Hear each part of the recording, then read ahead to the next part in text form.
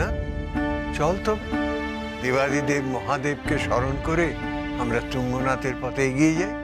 হ্যাঁ গুরু। জয় দেবাদিদেব মহাদেবের জয়।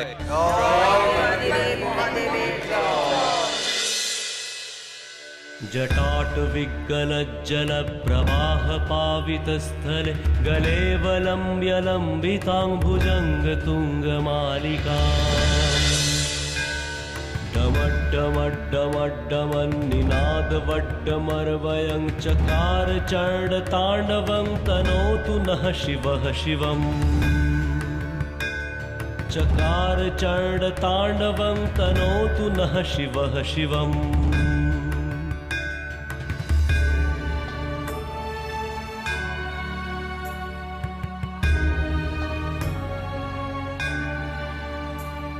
जटाकटाह सम्भ्रम भ्रमन्निलिम्प निर्झरि विलोल वीचि वल्लरी विराजमान मूर्धनि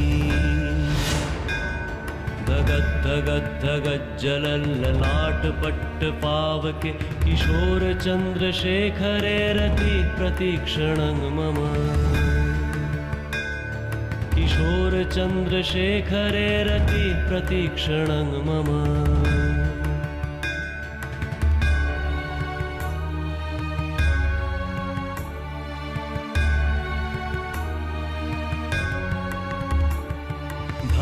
धरेन्द्र नंदिनी विलास बंधु बंधुर सुरद्रुगंत संतति प्रमोदमान मानसे कृपा कटाक्ष धोरणी निरुद्ध दुर्धरापदि कचित् दिगंबरे मनो विनोद में तु वस्तुनि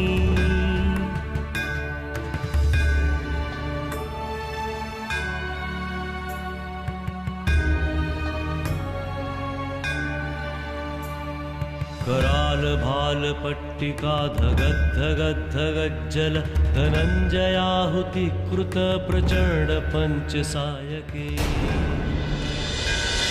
धराधरेन्द्र नंदिनी कुचाग्र चित्रपत्रक प्रकल्पनैक शिल्पिनी त्रिलोचने मतिर्मम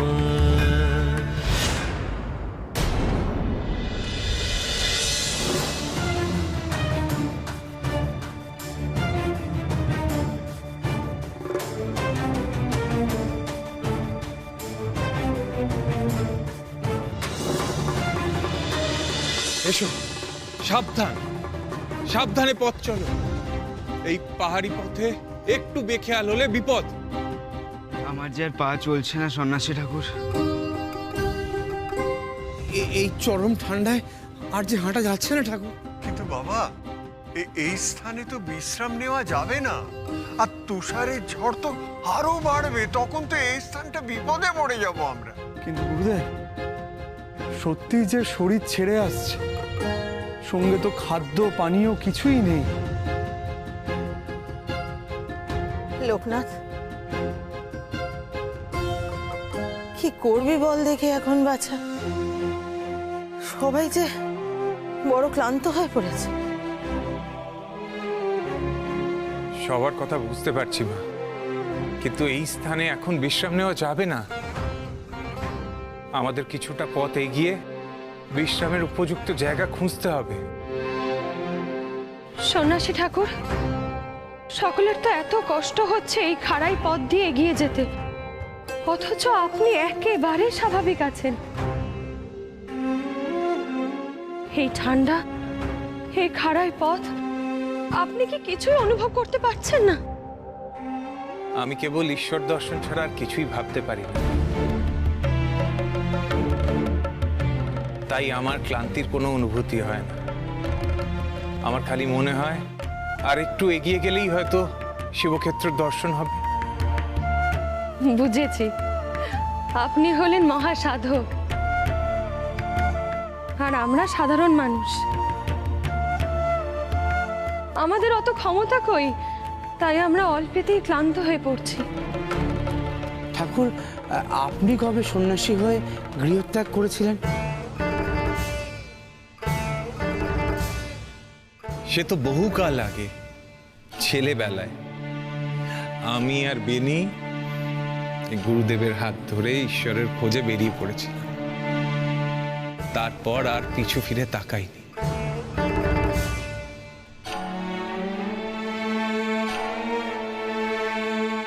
দেখো, এখানে দাঁড়িয়ে না থেকে আমাদের এগিয়ে যাওয়াই মঙ্গল। বুঝতে পারছি তোমাদের সকলের কষ্ট হচ্ছে, কিন্তু আমাদের যে এগিয়ে যেতেই হবে। রাত নাবার আগে এই পথ যতটা এগিয়ে যেতে পারি ততই ভালো, বুঝতে পারছো? চলো চলো সবাই।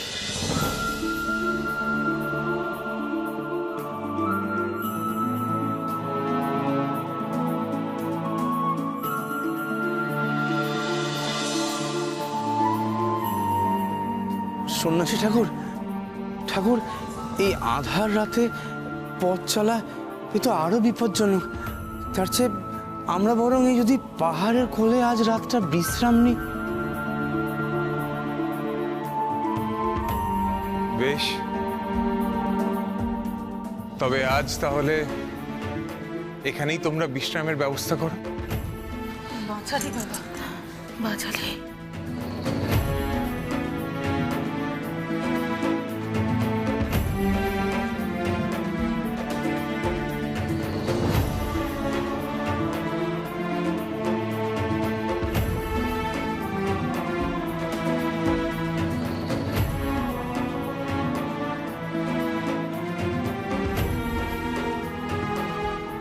ইস, একবার মায়ের দিকে দেখো তোমরা। উনি যে আর এই ঠান্ডা সইতে পারছেন না গো। মা, মা তুমি একটু আগুনের কাছে গিয়ে এসে বসো না। লোকনাথ, মায়ের জন্য একটা চাদরের ব্যবস্থা করতে পারলে খুব ভালো হতো। আমার কাছে আছে, আমি দিচ্ছি।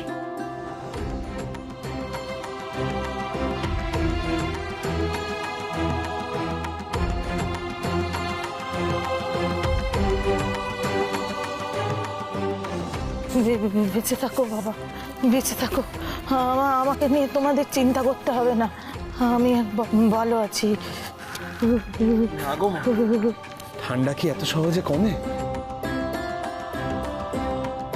চারিদিকে এরকম শীতল বাতাস বইছে, আগুনের সামনে বসেও ঠান্ডা কমছে না। বেনিরে, তুই বরং পাণ্ডবদের মহাদেবকে খোঁজার কাহিনীটা শোন। সেই কাহিনী শুনলে তোর আর ওই শীতবোধ থাকবে না। তাই গুরুদেব? গুরুদেব, তুমি সেই কাহিনী শোনাবে? আমি কেন রে? এই পাণ্ডবানী কুশীলবরা তো সব এখানেই রয়েছেন, তারা থাকতে আমি শোনাবো? তুই বরং ওনাদের অনুরোধ কর, ওনারাই তোকে শোনাবেন। হ্যাঁ রে বেনি, ওদের কাছ থেকে এই কাহিনী শুনলে বাহ্যিক কষ্ট আর তোকে ছুঁতে পারবে না। আপনাকে আর বলতে হবে না ঠাকুর, আমরাই পাণ্ডবানী অভিনয় করে দেখাবো। মহাভারতের আখ্যান সকলকে শোনানোই তো আমাদের কাজ। কয়ে সকলে চলো।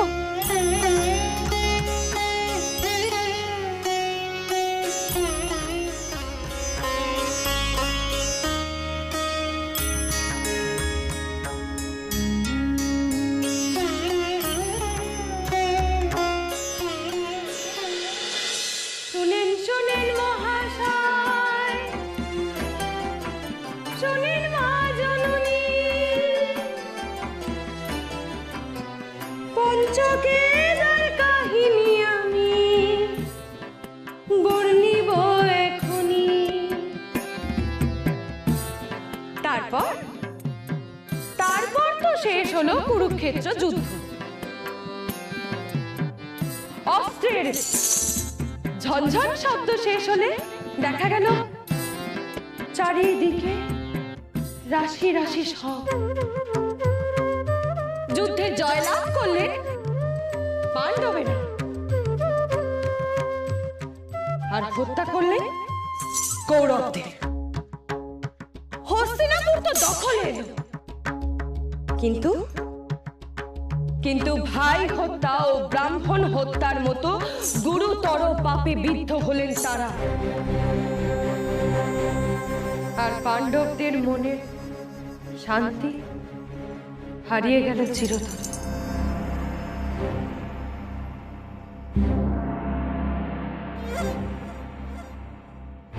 আর তখনই এগিয়ে এলেন স্বয়ং শ্রীকৃষ্ণ।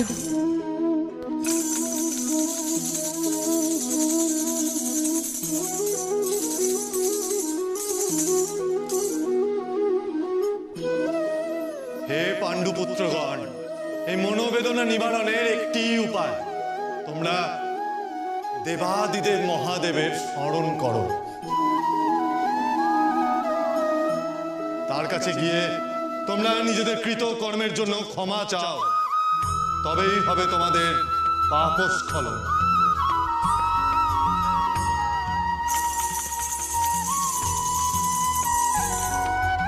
তাহলে মশায়েরা দেখলেন তো, যুদ্ধে শুধু রাজ্য লাভ হয় না, মুকুট আর সিংহাসনের পাশাপাশি এসে দাঁড়ায় বুক ভরা বেদনা। তাই রাজ্য পরিচালনার ভার অন্যদের হাতে দিয়ে পঞ্চপাণ্ডব বেরিয়ে পড়লেন দেবাদিদেব মহাদেবের সন্ধানে, পাপের প্রায়শ্চিত্ত করে মনের শান্তি ফিরে পাবার আশা।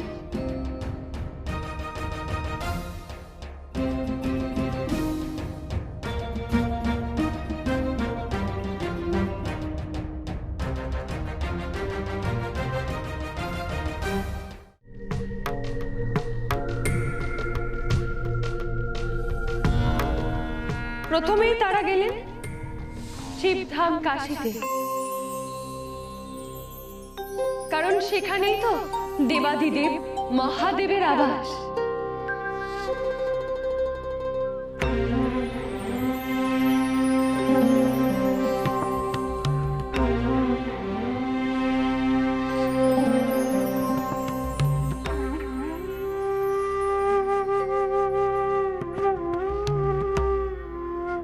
কিন্তু এমন ভয়ানক পাপী মানুষদের আশীর্বাদ করা তো দূরস্থ। মশায়েরা, মহাদেব তাদের দেখতে পর্যন্ত রাজি নন। তাই তিনি ষাঁড়ের রূপ ধরে লুকিয়ে রইলেন গুপ্ত কাশীতে। এদিকে 5 ভাই তো পড়লেন মহা চিন্তায়।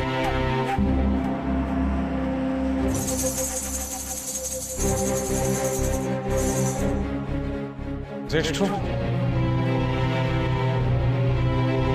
দেবাদিদেবের দর্শন তো আমরা এই পবিত্র কাশী ধামেও পেলাম না। এখন তবে আমাদের কি উপায়? আমরা হাল ছাড়বো না ভ্রাতা। গাড়োয়াল হিমালয় জুড়ে দেবাদিদেব মহাদেবের লীলাভূমি। আমরা যতদিন তার দেখা পাই তাকে আমরা খুঁজেই বেড়াবো। যথাজ্ঞা।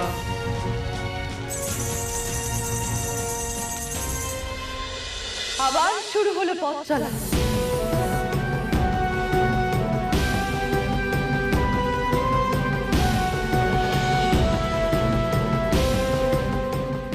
অবশেষে গুপ্ত কাশীর কাছে এসে ভীম দেখল এক অদ্ভুত দৃশ্য।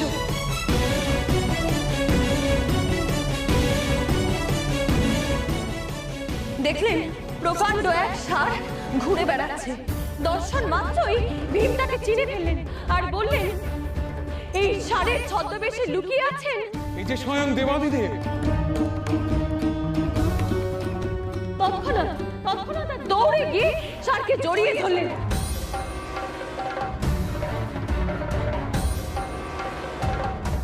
কিন্তু দেবাদিদেব মহাদেব তিনিও ধরা দিতে নারাজ।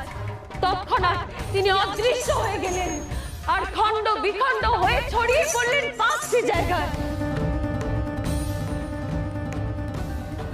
কেদারনাথে কুচ, তুঙ্গনাথে বাহু আর রুদ্রনাথে মস্তক। নাভি মদ মহেশ্বরে আর চুল ও জটা কল্পেশ্বর। এই 5টি জায়গায় পরে শিবের মন্দির গড়ে দিলেন পাণ্ডবেরা, যা পরিচিত পঞ্চকেদারনাথ। জয় দেবাদিদেব মহাদেবের জয়। জয় দেবাদিদেব মহাদেবের জয়।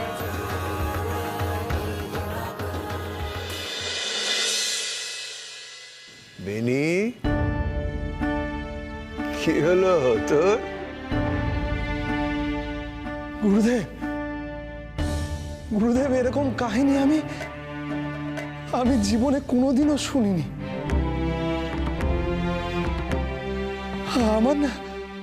আমার মন প্রাণ সব ভরে গেল।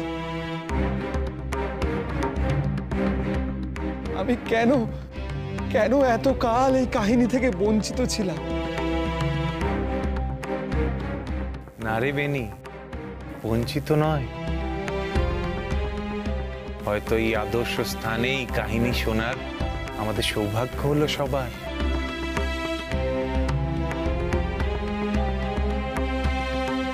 ঠিক তাই, সময় না হলে কোনো কিছুই হয় না। সত্যি কথা, এই আখ্যান শুনতে শুনতে ঠান্ডার কষ্টটা যে কোথা দিয়ে অনেকটা কমে গেল বুঝতেই পারলাম না। ওই দেখুন সকলে, পূব আকাশ লাল হয়ে আসছে।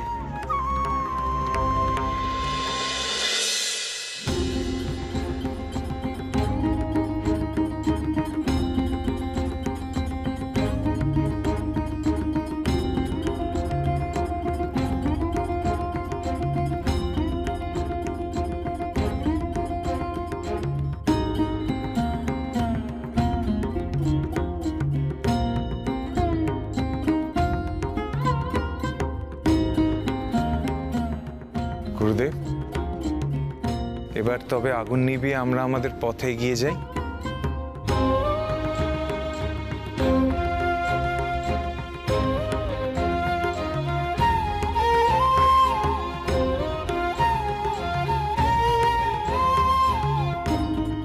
আমাদের এই পথ অতিক্রম করতেই হবে।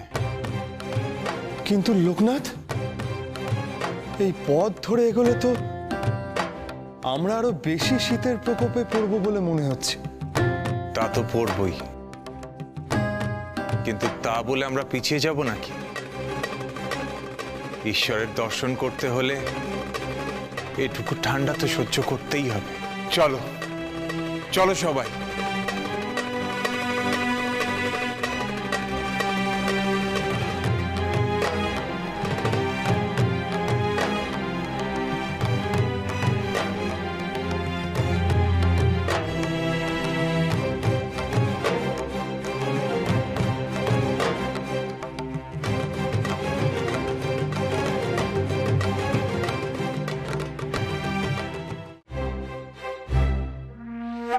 লোকনাথ,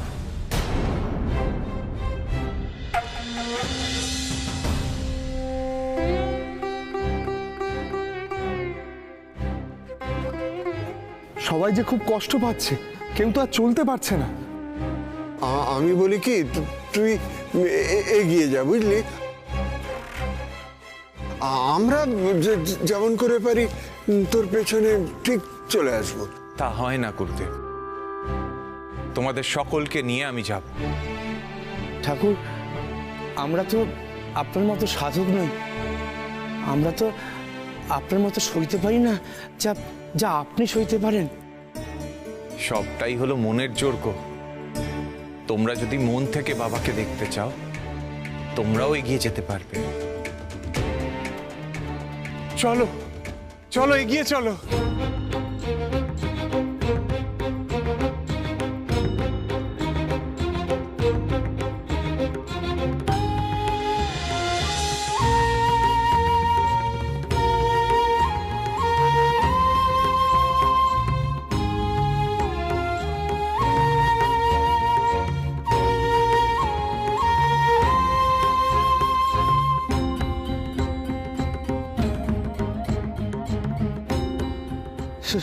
সন্ন্যাসী ঠাকুর, সন্ন্যাসী ঠাকুর, আমরা মনে হয় মন্দিরের খুব কাছে এসে পৌঁছেছি। মন্দির চত্বরে এমন ঝড় হয়তো বলে শুনেছি। আরে এরপর আমরা এই ঝড়ের মধ্যে এগোবো কি করে? এর মধ্যে তো এক পা ফেলাও অসম্ভব। এমন হতাশ হয়ে পড়লে চলবে না। এতটা পথ এগিয়ে এসে ফিরে যাওয়া সম্ভব নয়। ঈশ্বরের আশীর্বাদ থাকলে মন্দির এবং মূর্তি দুয়ের দর্শনই সম্ভব। সবাই মিলে ঈশ্বরের নাম নাও, একসঙ্গে বলো, দেখবে সব বাধা কেটে গেছে।